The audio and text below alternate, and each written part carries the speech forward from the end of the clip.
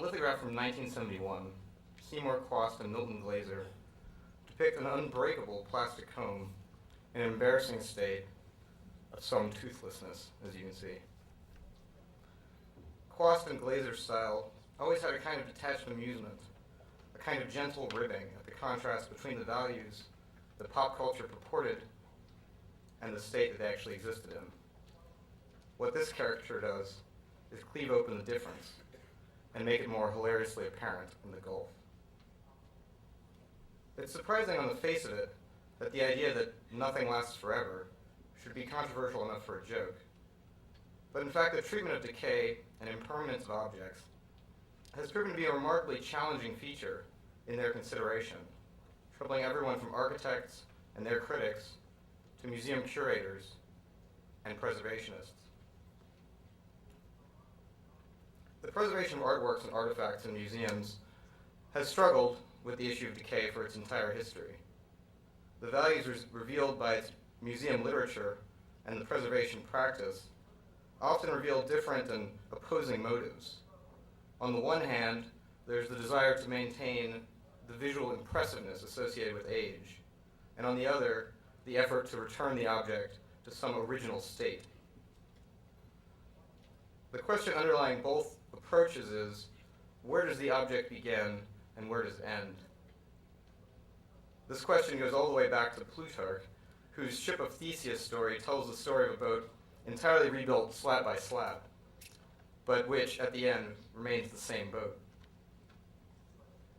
When David Hume addressed the paradox, he formulated it around an oak tree that grows from a seed to a full, blooming tree, and in his words, though there be not one particle of matter the same, it remains the same tree. Hume saw the problem as one intimately linked to the process of life. As expressed in material objects, the record of decay can record both the substance of change and its rationale. In the words of design historian Linda Sandino, patina is evidence of an object's place and life in the world, as well as its transience. It represents the object's experience. This is the Culk Abbey in Midlands, England, which came into possession of the United Kingdom National Trust in 1985, after it reached a state of grandiose decay.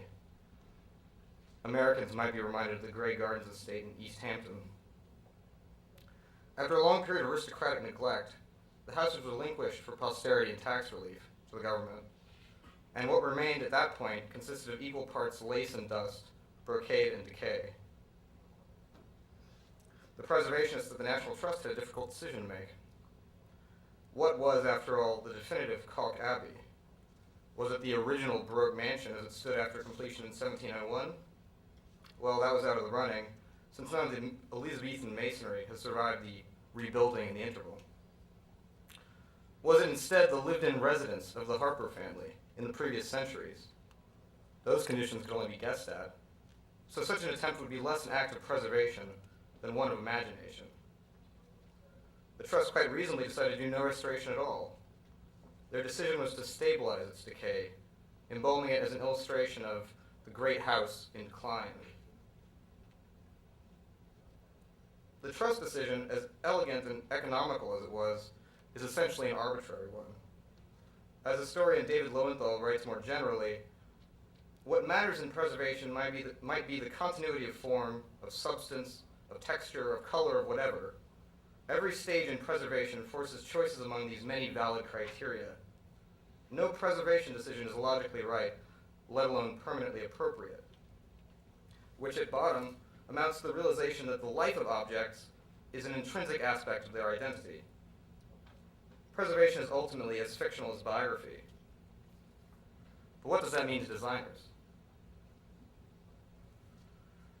In 1995, the Swiss architectural firm Herzog & de Meuron completed the D. Young Museum in San Francisco. The central conceit of their design is an untreated copper facade that, exposed to the weathering effects specific to its location near the Pacific Ocean, will transform from its exterior from a bright copper to a verdigris patina meant to mirror the surrounding vegetation you can see there. The building, they argue, will develop over time, organically harmonizing with its context. Their invocation of ancient bronzing effects in this hypermodern building is partly a kind of wink referring in a postmodern manner to past styles, but it's worth stressing that any reintroduction of techniques designed around material change is in stark contrast to the more familiar formal developments of the previous decades.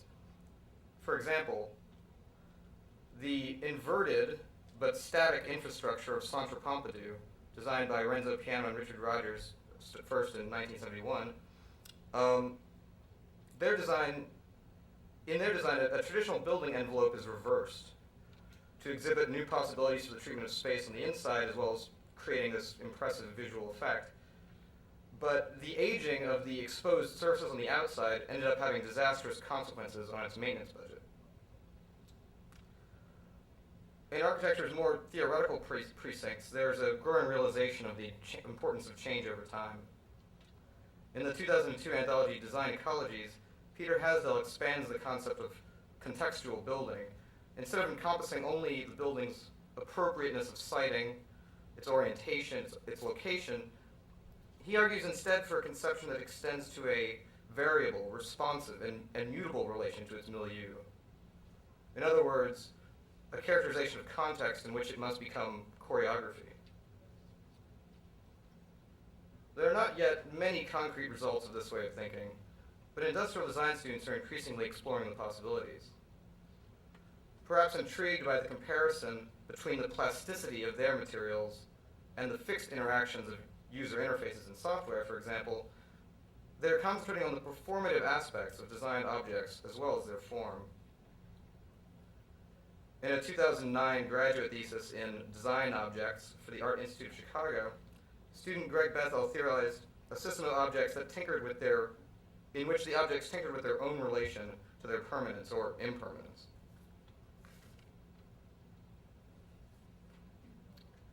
In this one, Bethel describes a doorknob of cast chalk gradually wears away, revealing not only a visual record of the history of its use, but also marking the subsequent physical interactions of the user. This and other projects like it suggest a future in which design may be able to probe the meaning of the process of aging more deeply than metaphorical resonance or references to memento mori. One that may make this metaphor, the metaphor for life in objects, their decay and change in general, a model for process or an inspiration for formal development. In Hasdell's argument, such an environment for design practice would include a sequence of unfolding possibilities over time, as if in an ecological system. He argues for a kind of performance in which the designed organisms furnish responses to the dynamic field conditions of their environment, his words. And as for critics of design, what this new perspective makes more imperative is a heightened sensitivity to the significance of the process of change. We must get closer to the objects both in their physical reality and through the process of our use of them. We must understand buildings not as plans or renderings, not even as facets of an urban landscape, but as lived-in structures that change and adapt to the radical contemporaneity of life. Critics, then, must address not just the products pegged in press releases, but the full range of things we use and that live alongside us in daily life. In 1992, design historian Jeffrey Meekley urged design writers to learn to be less satisfied with the ideal of abstract. He urged young design historians and critics to strive to become more capable of empathetic reconstructions of past worlds, for which our only evidence consists of imperfectly preserved material traces. Ultimately, we cannot escape the fact that we must strive to ground our projections in the visceral realities of the material world we seek to represent.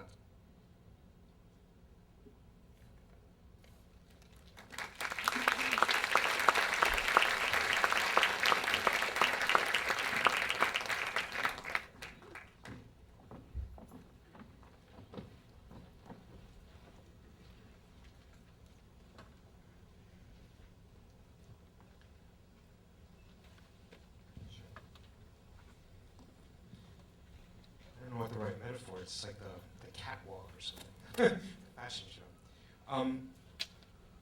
So Zach, I was really kind of taken by the photograph of those two chairs draped with the linen. Is this a new trend in preservation to kind of catch and preserve decay?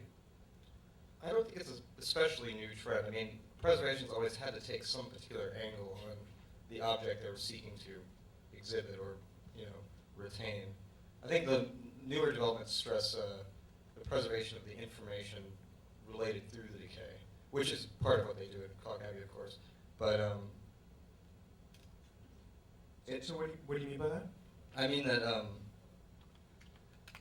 the Cog Abbey is a good example of it picking the most appropriate arbitrary point in an object's life by which to represent a particular facet of it. What I'm urging more is the understanding of the object through sequence of time, through understanding all those facets, and how that would be rendered in preservation is, of course, an open question. So like a spectrum of change. Right. So yeah, you had a really great phrase about showing the object's experience, which kind of is different than what we've been talking about before, the object's story. Or is it the same thing?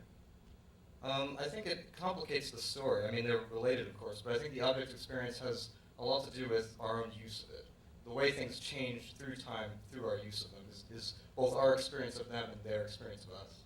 So the Herzog building, what's happened to it? I mean, well, I think it's 7 years now. It hasn't really acquired that patina. Why not?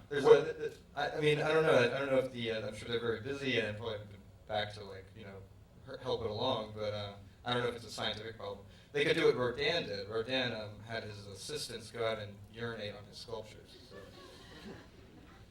That would work. Might. I don't know where to go with that. Duchamp. I'll make an interesting architectural exhibition. Well, here we go. Let's see, what time is it?